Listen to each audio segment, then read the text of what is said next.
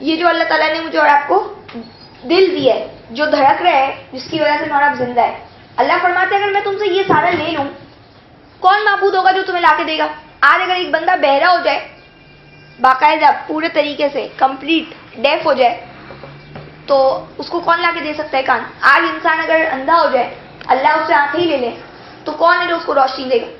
آج میرا دیکھتے نہیں ڈائبٹک پیشنٹس کا کیا حال ہے, دوسرے لوگوں کا کیا حال ہے, اچانک سے کسی کو بھی اندھاپا کبھی بھی آ رہا ہے, کوئی کچھ پتہ ہے کوئی چیز کی ریلائبلٹی رہ گئی ہے تو اللہ کہتے ہیں اگر میں تم سے یہ دنیا میں ہی لے لوں تو تمہارے پاس دوسرا کوئی معبود ہے جو لا کے دے گا؟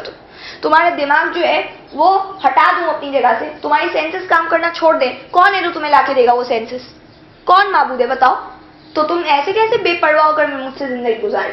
پھر بھی تم دیکھ لو کہ یہ لوگ اتنی آیتیں میں بتا رہا ہوں, اتنی طریقے سے ان کو ایگزامپلس دے رہا ہوں, پھر بھی یہ روگردانی کر رہے ہیں, تب بھی یہ اگنورنٹ رہ کر اور اپنی لائف گزارے. آج میں اور اب جو اتراتے ہیں نا یہ چیزوں پہ اتراتے ہیں, ہم سن سکتے ہیں, ہم بات کر سکتے ہیں, ہم سوچ سکتے ہیں, یہی تو ہم اترا رہے ہیں, انہی باتوں کے اوپر تو اترائے.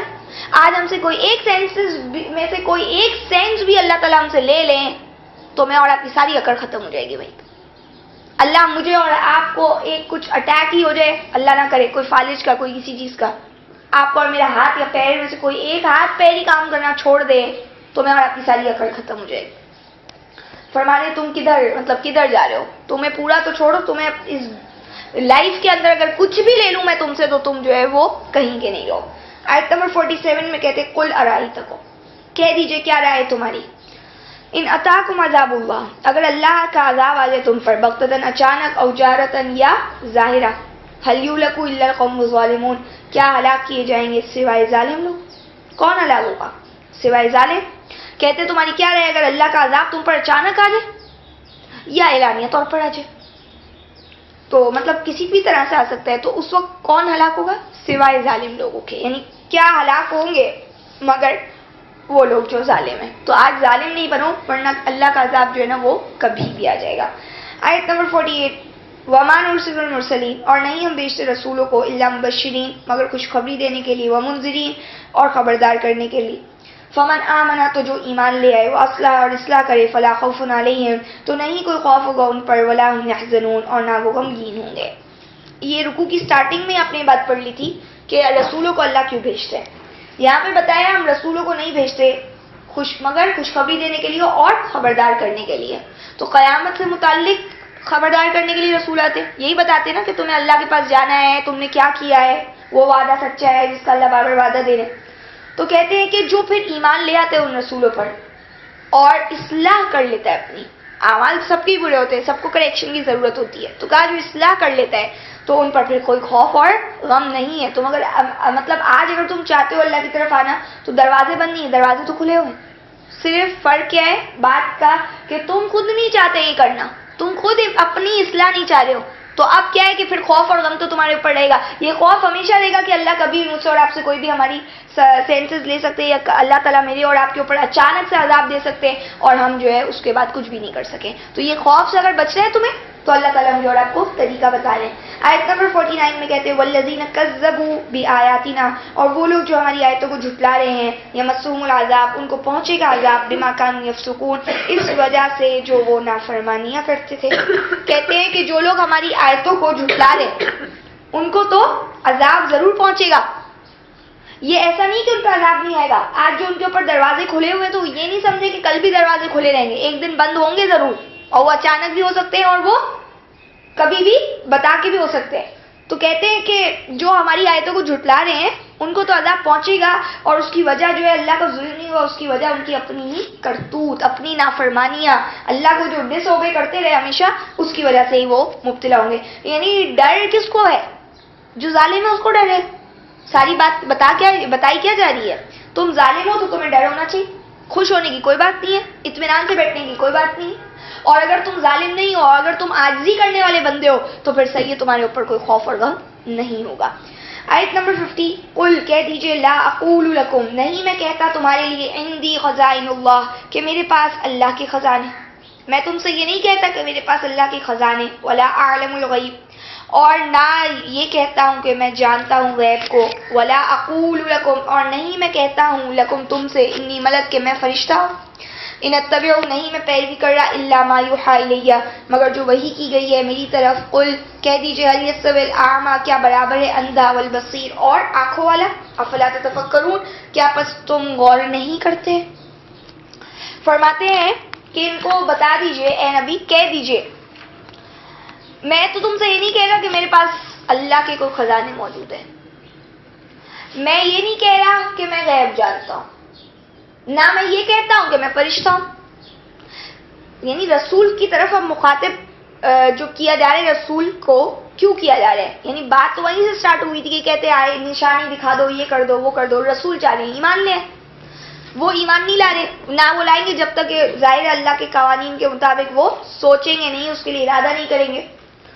تو جب یہ سارے مطالبات کیے جا رہے اور تمام پچھلے لوگوں کا بھی حال بتایا جا رہا ہے تو پھر اللہ کہتے ہیں ان سے کہہ دو کہ بھائی میرے ہاتھ میں کیا ہے جو تم مجھ سے مطالبے کر رہے ہو. میرے ہاتھ میں کیا ہے. میرے پاس نہ اللہ نے کوئی کنجیاں دے دی ہے کہ بھائی تم لے لو یہ اور خزانے جو ہے وہ جس کو دینے ہو دے دو. نہ میرے پاس اللہ کے خزانے. میں غیب نہیں جانتا کیا ہوگا. تم جو مانگ رہے ہو نہیں اللہ نہیں دے رہے تو اللہ کی مرضی اللہ کا جو بھی اذن ہے اس کے پیچھے. میں غیب نہیں جانتا. میں تو تمہارے بارے میں نہیں جانتا اور میں اپنے بارے میں نہیں جانتا. میں کسی کے بارے میں بھی نہیں جانتا. میں غیب جانتا ہی نہیں ہوں. جو چیز مجھ سے پوشیدہ ہے تو وہ ایسے ہی پوشیدہ ہے جیسے تو تم لوگ سے پوشیدہ ہے. اور غیب کے لیے اللہ رسولوں کو چنتے تو اللہ یعنی ان پہ وحی کرتے اور کچھ باتیں جو بتاتے تو وہ مخصوص ہوتی ہیں. یعنی ایسا نہیں کہ اللہ ساری چیزوں کو غیب کھول کے رکھ دیتے. حضرت عیسیٰ جو بتا رہے تھے وہ یہ کہہ رہے تھے کہ میں تم کو وہ بتاتا ہوں جو تم گھروں میں ذخیرہ کرتے ہو. یہ تھوڑی بول رہے کہ میں وہ بتاتا ہوں جو تمہارے دلوں میں. یہ نہیں کہا انہوں نے. یہ نہیں کہا میں ساری دنیا کی غیب بتا دوں گا آج کیا کیا ہو رہا ہے. تو کہہ رہے ہیں نبی صلی اللہ علیہ وسلم کہ انہوں نے تو یہ بھی نہیں کہا. انہوں نے کہا میں تو جانتا ہی نہیں ہوں غیب اور میں یہ نہیں کہتا کہ میں فرشتہ ہوں. نہیں میں پیروی کر رہا مگر جو وحی کی جا رہی ہے. مجھے تو کچھ عطا پتہ ہی نہیں ہے. میں تو صرف اس کا غلام ہوں جو میری طرف وحی ہو رہی ہے. اور پھر کیا اے نبی ان سے یہ بھی کہہ دو پھر کیا اندھا اور آنکھوں والا برابر ہو جائے گا. یعنی اتنی ساری باتیں میں نے تمہیں بتا دی ہے. آج جس کے پاس وحی ہے اور جو وحی کی اتباع کر رہا ہے جو اس قرآن کے پیچھے چل رہا ہے جو میں بتا رہا ہوں یعنی نبی کہہ رہے ہیں کہ میں جو بتا رہا ہوں جو اس کے پیچھے چل رہا ہے آنکھیں اپنی کھول رہا ہے تو وہ اور ایک بندہ جو آنکھیں بند کر کے اپنی زندگی گزار رہا ہے. اللہ کی نشانیاں دنیا میں موجود ہے مگر اس کو سمجھ میں نہیں آتی. اس کو نہیں دکھ رہی. وہ اللہ کی ان طریقہ کار کو جو اللہ آسمان سے دروازے کھول رہے ہیں یا اللہ بند کر رہے ہیں اس کو وہ کچھ سمجھ نہیں رہا ہے. اس کے پیچھے بصیرت نہیں ہے. اس کے پاس کوئی انٹلیکٹ ہی نہیں ہے اس معاملے میں کہ وہ باتوں کو غور کرے اور سمجھے. تو اللہ کہتے ہیں پھر دونوں برابر تو نہیں ہیں. جو سمجھ رہے ہیں اور جو نہ سمجھ لوگ ہیں ایسے ہی جیسے اندھا اور بینا. اور پھر کیا تم غور و فکر نہیں کرتے. یعنی اب بھی دیکھ لو غور و فکر کرو. تو قرآن غور و فکر کے اوپر بڑی ہی تلقین کرتا ہے. اللہ مجھے اور آپ کو تدبر کرنے کا بہت زیادہ کہتے ہیں. زمین میں چلو پھرو دیکھو کیا ہوا. اسی طرح کہتے ہیں دنیا میں اور آخرت میں غور و فکر کرو. اسی طرح کہتے ہیں اس قرآن کے اوپر بھی اندھے بہرے مت گرو. اس کو بھی غور کرو.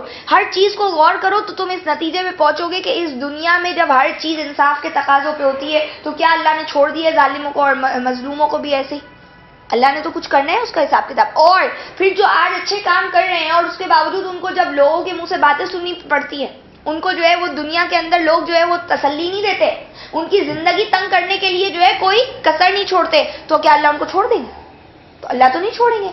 آج اگر آپ اپنا وقت نکال کے یہاں بیٹھے ہیں اور لوگ جو ہے وہ اگر سو رہے ہیں تو کیا سونے والا اور جاگنے والا دونوں برابر ہو جائے گا؟ کسی بھی طرح سے نہیں ہو سکتی یہ چیز. تو اس لیے تسلی ہے ان کے لیے جو سمجھنے والے لوگ ہیں غور کرنے والے ہیں آنکھیں کھول رہے ہیں آج اپنی لائف کے اندر. اور ان کے لیے بڑا ڈراوا ہے آیتوں میں جو کیا ہے اپنی آنکھیں بند کر کے چل رہے ہیں. اللہ کہہ رہے میں تم سے پھر تمہاری سماعت بصارت لے سکتا. اچھا جی آگے آیت نمبر 51 میں فرماتے وَأَنذِرْ بِهِ الَّذِينَ اور خبردار کر دیجئے بِهِ کس کے ساتھ اس قرآن سے الذین ان لوگوں کو یخافون جو ڈرتے رہتے ہیں ان یحشروا کہ وہ اکٹھے کیے جائیں گے الی ربہم اپنے رب کی طرف لیس لہم من دونہ نہیں ہوگا ان کے لیے اللہ کے سوا اس اللہ کے سوا ولی کوئی حامی ولا شفیع اور نہ سفارشی لعلہم یتقون تاکہ وہ تقوی اختیار کر لیں. فرمایا کہ نصیحت کیجئے اس قرآن کے ذریعے. بھی کی جو ضمیر ہے وہ اس قرآن کے اوپر جاتی ہے اور کہتے ہیں ان لوگوں کو جو ڈرتے ہیں جو خوف ہے جن کو کس بات کا خوف ہے کہ انہیں اللہ کے پاس اکٹھے ہو کے جانے.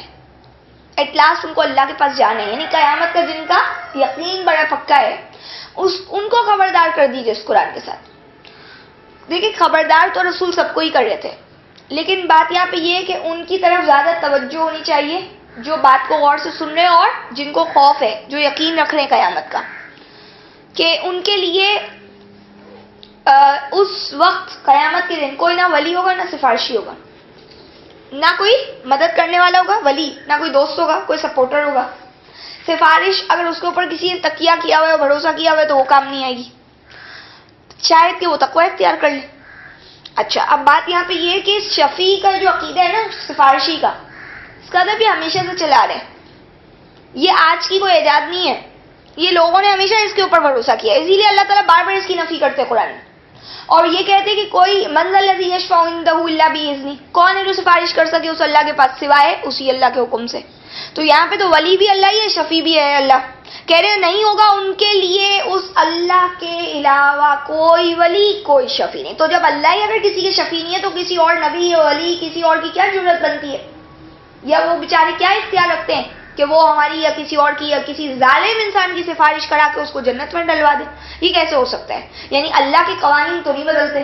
اللہ ایسا تو نہیں کر سکتے کہ اپنے ڈیسیشنز واپس لینا شروع کر دیں, کہ ایک بندے کو جو ہے وہ جہنم میں ڈال دیں اور اس کے بعد اس کو بولے نہیں اچھا چلو یہ سفارش کرے اب اس کو جنت میں ڈال دو. ایسا تو نہیں ہوتا. اللہ کے سے کوئی مسٹیک تو ہوتی نہیں ہے. تو اللہ نے جو کام کرنا ہے وہ تو پراپر طریقے سے ہوگا. تو اس لیے کہہ رہے ہیں کہ بھائی دیکھو نہ کوئی ولی ہے نہ صرف شفیع ہے, اس کے اوپر تو بھروسہ نہیں کرنا. شاید یہ بات سن کر لوگ بچ جائیں, شاید تقوی اختیار کر لیں. تو میرے خیال میں آج ہم مسلم کو یہ خوش فہمیاں جو انہوں نے رکھی ہوئی ہے نا, تھوڑے دن جو اہل کتاب کی خوش فہمیاں تھی, تھوڑے دن جنت میں جائیں گے پھر جہنم سے نکلیں گے, ہم امت محمدیہ ہیں اس لیے ہم بچ جائیں گے, ہماری سفارش ہو جائے گی, ہم فلاں چیز پڑھ لیں گے تو اس کی وجہ سے ہمیں جنت جو ہے واجب ہو جائے گی, فلاں چیز پڑھ لیں گے تو وہ دوسرا کوئی سفارش کرانے کوئی چیز بھی آ جائے گی, کوئی صورت بھی آ جائے گی, پتہ نہیں کیا کیا ہم نے جو سوچا ہوا ہے. اگر ہم جب تک اپنی لوگوں کو یہ باتوں سے نہیں نکالیں گے تب تک انہوں نے اس طرف توجہ دینی نہیں ہے کہ قرآن کوئی بہت زیادہ اہم کتاب. یہ جب تک ان کے مسکنسیپشن نہیں کلیئر ہوں گے, یہ خوش فہمی کے اوپر جو زندگی جی رہے ہیں کہ جنت انہوں نے بڑا ایک پیس آف کیک سمجھا ہوا ہے, بڑا آسان سمجھا ہوا ہے, تو یہ باتیں ختم ہوں گی تو شاید وہ بچ جائے, شاید ان میں تقویٰ پیدا ہو جائے. آج ہمیں اور کلیئرلی پڑھتے کہ قرآن تو کتنی کلیئر بات کہہ رہے ہیں, اسٹریٹ فارورڈ. اللہ تو کہہ رہے جاؤ پھر جہنم میں رہو. تم اللہ کی آیتوں کو جھٹلاتے تھے, تو پھر ہمارے دماغ میں آ جاتی ہے بات کہ اس کے علاوہ کوئی وے آؤٹ نہیں ہے کہ اللہ کی باتوں کو مانو اس طرح سے جیسے اللہ کہتے, ایسے نہیں جیسے میں اور آپ سمجھ رہے ہیں. آگے 52 میں کہتے ہیں وَلَا تَطْرُدِ الَّذِينَ, اور مت دور ہٹائیے ان لوگوں کو, يَدْعُونَ رَبَّهُمْ, جو پکارتے رہتے اپنے رب کو, بِالْغَدَاةِ وَالْعَشِيِّ, صبح اور شام, یریدون, وہ چاہتے ہیں, وجہو, اس اللہ کی خوشنودی, ما علیک من حسابہم, نہیں ہے تم پر ان کے حساب سے, من شیء, کوئی چیز سے, وما من حسابک, اور نہ تمہارے حساب میں سے, علیہم, ان پر, من شیء, کوئی ذمہ داری ہے, فتطردہم, کہ آپ انہیں ہٹا دیں, فتکون, کہ وہ ہو جائے, من الظالمین, کہ تم ہو جاؤ, من الظالمین, ظالموں میں سے. کہتے ہیں کہ اب آپ مت دور کیجئے ان لوگوں کو جو اپنے رب کو صبح اور شام پکار رہے ہیں, یعنی آپ اپنے پاس سے مت دور کیجئے گا ان کو. جو ایسے لوگ ہیں جن کو خوف ہے آخرت کا, جو اپنے رب کو صبح شام بڑے عاجزی کے ساتھ پکار رہے ہیں, ان کو بس اللہ کی طلب ہے, ہر وقت وہ اللہ کی طلب کے اندر جی رہے ہیں, ان کو یہ کہ اللہ کی بات بتا دو, سمجھا دو, تو ان کو اپنے پاس سے مت ہٹائیے گا کہ وہ اللہ کی رضامندی ہر چیز میں چاہ رہے ہیں. ان کا جو پوری لائف کا گول ہے, مشن ہے, وہ یہ ہے کہ ان صلاتی و نسکی و محیای و مماتی للہ رب العالمین, کہ میری صلاۃ, میری قربانی, میرا جینا, میرا مرنا سب اللہ رب العالمین کے لیے. ایسے لوگوں کو آپ ہٹا دیں گے اپنے پاس سے. اگر آپ نے ان کو ہٹایا تو آپ ظالم ہو جائیں گے. یعنی آپ صلی اللہ علیہ وسلم ظاہر ہٹا تو نہیں رہتے, یعنی ان کی امپورٹنس آپ دیکھیں, اللہ دے رہے ہیں, اللہ بتا رہے ہیں, اللہ بیان کر رہے, کہہ رہے ہیں ان کو اپنے پاس سے دور مت کیجیے. آج ہمارے ارد گرد میں جو ایسے لوگ ہوتے ہیں جو اللہ, رسول, اللہ کی باتیں کرتے ہیں, میں اور آپ کو ان کو اپنی فرینڈ کے سرکل سے یا اپنی کمپنی سے کبھی نہیں الگ کرنا چاہیے. کیوں؟ ان کی وجہ سے ہمیں بھی اللہ یاد آتا ہے, اور اس طریقے سے ایک صبر اور حق کی تلقین کا سلسلہ شروع ہوتا ہے. اس سے بندہ گناہوں سے بچ جاتا ہے. تو ان کو اپنے پاس سے دور کریں گے تو میں اور آپ بھی ظالم ہو جائیں گے. اور یہ کہ آپ صلی اللہ علیہ وسلم کو کہہ رہے ہیں کہ آپ کو ان کے حساب سے تھوڑی کچھ ہے, یا ان کو آپ